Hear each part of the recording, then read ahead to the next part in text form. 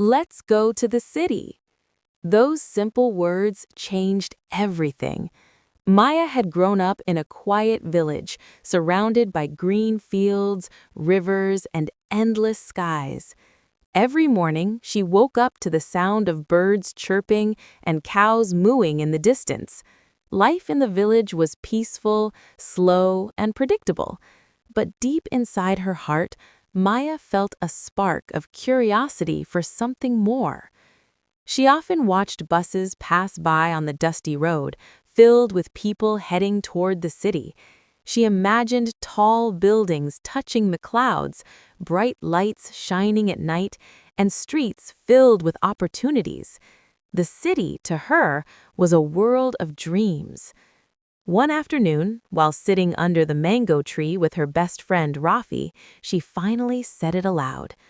"Let's go to the city." Rafi laughed at first. "To the city?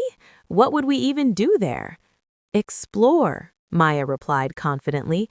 "See new places. Maybe find something bigger than this life." Rafi looked around at the fields. "What's wrong with this life?" "Nothing," she said softly, "but I want to know what else is out there."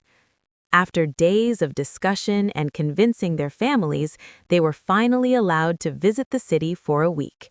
Maya's uncle lived there and agreed to let them stay. The morning they left, the sky was painted orange and pink. Maya's mother packed homemade snacks and reminded her to be careful. Her father gave her a serious look but a proud smile. "Learn something and come back wiser." The bus ride felt like the beginning of an adventure movie. As the village disappeared behind them, Maya felt excitement mixed with nervousness. The road became wider, traffic grew heavier, and slowly buildings began to rise higher and higher. When they finally entered the city, Maya pressed her face against the window. Cars moved in every direction. Billboards flashed colorful advertisements. People walked quickly, each one busy with something important. "This is incredible," she whispered. Rafi looked overwhelmed. "It's loud." And it was. The city buzzed with life, horns honking, engines roaring, people talking, construction sounds echoing everywhere. It was chaotic but alive. Maya's uncle welcomed them warmly. His apartment was small compared to their village home, but it was on the 10th floor. From the balcony, the city looked endless. At night, the lights sparkled like stars fallen to earth. On their first day, they visited a shopping mall. Maya had never seen such a place. Escalators moved on their own, shops displayed clothes more stylish than anything she had ever worn. There was even a cinema hall inside. "People really live like this every day?" she asked in amazement. "Yes," her uncle replied, "but it's not always as glamorous as it looks." The next day, they visited a university campus. Students walked around carrying books and laptops. Maya watched them carefully. She saw confidence in their steps, ambition in their eyes. That night, she couldn't sleep. "I want to study here someday," she told Rafi. Rafi stared at the ceiling. "It seems difficult." "It is," she admitted, "but maybe difficult is not impossible." As the days passed, Maya began noticing things she hadn't seen at first. She saw homeless people sleeping on sidewalks. She saw workers looking exhausted after long shifts. She saw the pressure in people's faces, the constant rush, the endless competition. One afternoon, while crossing a busy road, she felt scared. No one waited for anyone. Everyone moved fast. There was no time to slow down. Back in the village, people greeted each other. They had time for conversations. Here, time felt expensive. "Do you still think the city is perfect?" Rafi asked. Maya thought for a long moment. "It's not perfect," she said finally, "but it's powerful. It gives chances. It also takes a lot." On their last evening, they returned to the balcony. The city lights flickered beneath them. "I've learned something," Maya said quietly. "What?" Rafi asked. You don't have to choose between the village and the city. You can carry the heart of the village and the dreams of the city together. Rafi smiled. That sounds like something a future university student would say. She laughed. When they returned home, the village looked smaller, but also warmer. The air felt fresher. The sky looked wider. Her mother hugged her tightly. Her father listened carefully as she described everything she had seen. So, he asked, was the city better? Maya shook her head gently. It's different, and difference teaches you. That night, lying in her own bed, she realized something important. The city was not just a place of tall buildings and bright lights. It was a symbol of growth, ambition, and challenge. But the village was her foundation, her strength, her peace. Let's go to the city, she whispered again to herself. But this time, it didn't mean escaping her village. It meant preparing herself, studying harder, dreaming bigger, and becoming strong enough to succeed anywhere.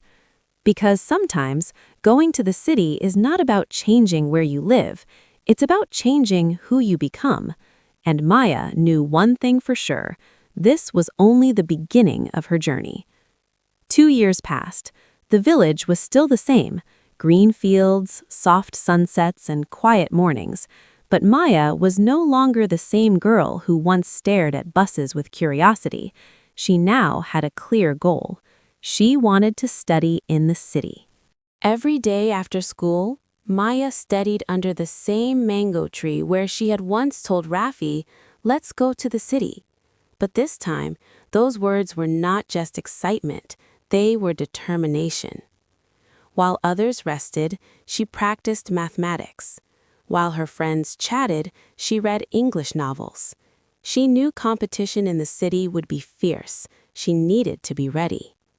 Her father often watched her from a distance. One evening, he sat beside her. "Are you tired?" he asked. "A little," Maya admitted, "but I'm more afraid of giving up than being tired." Her father smiled. "Then you are already stronger than before." Months later, the university entrance exam results were published. Maya's hands trembled as she checked the list online at a local computer shop. The internet connection was slow. The page took forever to load. Rafi stood beside her, silent. Then suddenly, "There!" Rafi shouted. "Your name!" Maya stared at the screen. She blinked once, twice. It was real. She had been accepted into one of the city's top universities.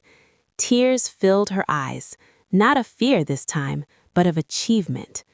The journey back to the city felt different now. She wasn't a visitor anymore. She was going there to build her future. The first day at university. The campus looked even bigger than she remembered. Students from different backgrounds walked confidently across the grounds. Some spoke fluent English, some wore stylish clothes, some looked as nervous as she felt. Maya held her admission file tightly. "This is your dream," she whispered to herself. "Don't be afraid of it."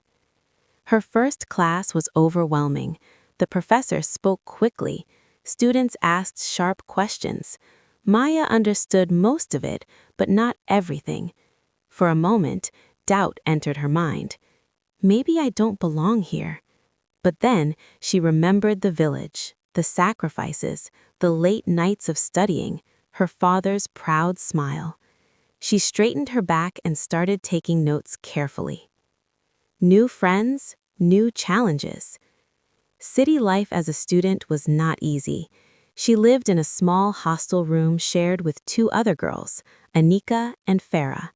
Anika was confident and outspoken. Farah was quiet but intelligent. At first, Maya felt shy. Her village accent sometimes made her self-conscious. She worried people would judge her. One afternoon, during a group presentation, she stumbled while speaking English. A few students whispered. Her cheeks turned red. But after class, Anika said something unexpected. "You explain ideas really clearly. Don't worry about the accent. confidence matters more. That small encouragement changed something inside her. Maya began practicing speaking every night. She joined the debate club, she volunteered in academic workshops. Slowly, the fear started fading. She realized something important. The city does not automatically make you strong. It tests you until you decide to become strong. The struggle behind the lights. Life in the city was expensive. Her family could not send much money. Maya started tutoring schoolchildren in the evenings. Sometimes she returned to her hostel exhausted. Sometimes she missed the quiet of her village. On difficult nights, she stood on the rooftop of the hostel and looked at the endless city lights. They no longer looked magical. They looked challenging. But instead of feeling small, she felt motivated. If millions of people can survive here, she thought, so can I. A moment of realization. One day, her professor announced a scholarship competition for outstanding students. It required hard work, research, and confidence. Many students hesitated. Maya did not. She prepared for weeks. She balanced classes, tutoring, and research. There were nights she barely slept. When the results were announced, she sat in the front row, heart pounding. And the scholarship winner is Maya Raman. For a second, she couldn't move. Applause filled the room.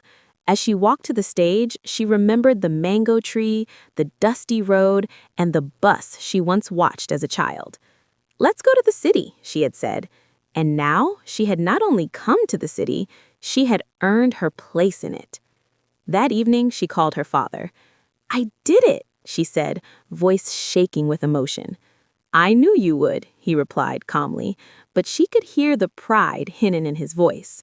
Before hanging up, he said something she would never forget. "The city did not change you, Maya. You changed yourself." She stood by the window of her hostel room and looked at the skyline. The city was still loud, still fast, still demanding. But now, it no longer felt intimidating. It felt like a battlefield she had learned to fight in. And this time, she wasn't visiting. She was building her future. University life passed faster than Maya expected. Assignments turned into projects, projects turned into internships. The shy village girl who once hesitated to speak in class was now confidently presenting research in front of large audiences. But success did not come without sacrifice. During her final year, Maya secured an internship at a well-known company in the city. The office building was tall and modern, with glass walls reflecting the busy streets below. On her first day, she stood at the entrance and took a deep breath. "This is another step," she told herself. Inside, everything moved quickly. Emails, meetings, deadlines. Her supervisor, Mr. Kareem, was strict but fair. He expected precision and speed. At first, Maya struggled to keep up. The corporate world was different from university life. Here, mistakes cost money. Time was measured in minutes. One evening, after a long day, she sat alone at her desk. The office lights were dim. Most employees had already left. For a brief moment, she felt overwhelmed. "Maybe I'm not ready for this," she whispered. Then her phone buzzed. It was a message from Rafi. "How's the future CEO doing?" She laughed softly. "I'm surviving," she replied. And that word reminded her of something important. She had always survived challenges. From adjusting to city life to winning a scholarship, she had never quit. So she didn't quit now. A new opportunity. Months later, just before graduation, the company offered her a full-time position. Maya stared at the offer letter in disbelief. A stable job, a good salary, a future built with her own effort. When she returned to the village to share the news, her family welcomed her like a hero. Neighbors gathered to congratulate her. Some of them whispered, "She went to the city and made it." But Maya knew the truth. She hadn't made it yet. She was still learning, still growing. That night, she walked alone along the village path. Fireflies glowed in the darkness. The air smelled of soil and grass. She realized how much she had changed. The village no longer felt small. The city no longer felt terrifying. Both places were part of her story. Love in the middle of ambition. Back in the city, work became intense. Deadlines, presentations, responsibilities, they filled her days. During one important project, she worked closely with a colleague named Ayan. He was intelligent, calm, and surprisingly kind. Unlike others, he never interrupted her ideas. He listened. One evening, after successfully completing a major presentation, Ayan said, "You know, you have a different strength." "What kind?" Maya asked. "You don't try to compete loudly. You just improve quietly, and suddenly, you're ahead." His words stayed with her. Over time, friendship grew into something deeper. It wasn't dramatic or rushed.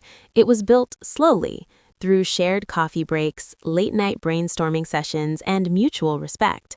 For the first time, Maya realized that love in the city did not have to be distracting. It could be supportive. But she also made one thing clear to herself. Her dreams would always remain her priority. The bigger dream. One day, while reviewing a project related to rural development, an idea struck her. Why not use her city experience to improve her village? Why not create opportunities so others wouldn't feel they had to leave just to succeed? The thought refused to leave her mind. She began researching, planning, and discussing ideas with her professors and colleagues. Slowly, a vision formed, a small organization that would provide education and skill training to village students. When she shared the idea with Ayan, he smiled. "That's ambitious." "So was coming to the city," she replied. Months later, with savings from her job and support from a few mentors, she launched her first workshop in her village. It wasn't grand. It was simple: a classroom, some computers, and a group of curious students. But as she stood in front of them, explaining opportunities beyond what they could see, she felt something stronger than success. She felt purpose. The real meaning of "let's go to the city." Years ago, "let's go to the city" meant escape. Later, it meant ambition. Now, it meant growth. The city had shaped her, challenged her, strengthened her, but it had not erased where she came from. One evening, standing between the tall buildings of the city and the memories of her village, she understood something clearly. You don't go to the city to lose yourself. You go there to discover who you truly are. And sometimes, the greatest achievement is not staying in the city, but building a bridge between two worlds. Maya looked at the skyline one last time before heading home. This time, she wasn't chasing the city anymore. She was walking beside it. 10 years later, the city skyline looked different. Or maybe it was Maya who had changed. She stood in front of a large auditorium in her village, the same village where she once watched buses disappear into dusty roads. But today, something extraordinary was happening. A new learning center was being inaugurated. Not just a classroom, not just a building, a bridge between two worlds. The banner read, "Maya Rahman Rural Innovation and Learning Center." She never wanted her name on it, but the villagers insisted. "You showed us what is possible," her father had said proudly. The small workshop she had started years ago had grown into a fully organized foundation. With support from city professionals, former professors, and even her company, she had created scholarships, digital training programs, and career counseling sessions for rural students. Many of those students were now studying in cities, just like she once did. A full circle moment. As she prepared to give her speech, Maya felt something unexpected: nervousness. Not the kind she felt during university presentations. This was deeper. This was personal. In the front row sat her parents, older now but glowing with pride. Beside them sat Rafi, who had become a school teacher in the village. Ayan stood quietly near the stage, offering her the same calm support he always had. The crowd grew silent. Maya stepped to the microphone. For a moment, she couldn't speak. Memories rushed through her mind. The mango tree, the slow internet page showing her admission result, the hostel rooftop lights, the long nights of doubt, the first scholarship, the first job offer, and the simple words that had started everything. "Let's go to the city." She smiled gently and began her speech. "When I was young," she said, her voice steady but emotional, "I thought the city was a magical place where dreams automatically come true." Soft laughter echoed in the crowd. "But I learned something important. The city doesn't give you dreams. It tests how badly you want them." She paused. "I also learned that success is not about leaving your village behind. It's about carrying it in your heart wherever you go." Her father wiped his eyes quietly. "I went to the city to find opportunity," she continued, "but I came back to create opportunity." The crowd erupted in applause. But Maya wasn't finished. "If any of you are afraid to dream big because you think you come from a small place, remember this: small places grow strong people." The words settled deeply into every heart listening. The private moment. After the ceremony, as the sun began to set, Maya walked alone toward the old mango tree. It was still there, older, wider, stronger, just like her. She sat beneath it, running her fingers across the rough bark. A soft breeze moved through the fields. For a brief second, she closed her eyes and saw her younger self, the girl who once felt small watching buses pass. "You did it," she whispered to that memory. Footsteps approached. It was Ian. "You disappeared," he said softly. "I needed to say thank you," she replied. "To who?" "To this place, and to the girl who wasn't afraid to say, 'Let's go to the city.'" Ian smiled. "And now?"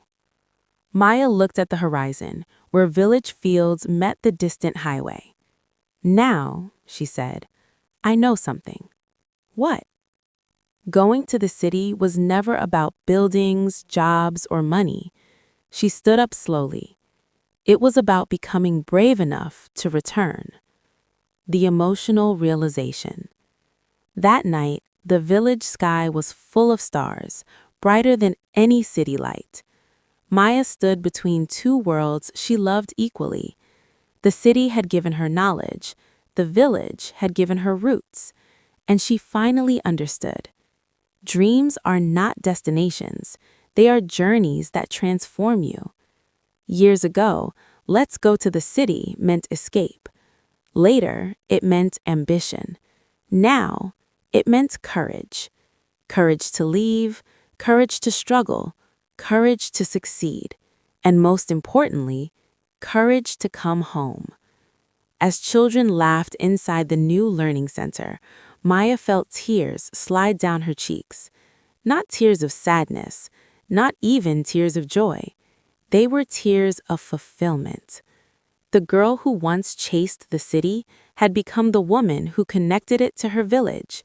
And in that quiet moment under the stars, she realized she hadn't just gone to the city, she had brought it back with her.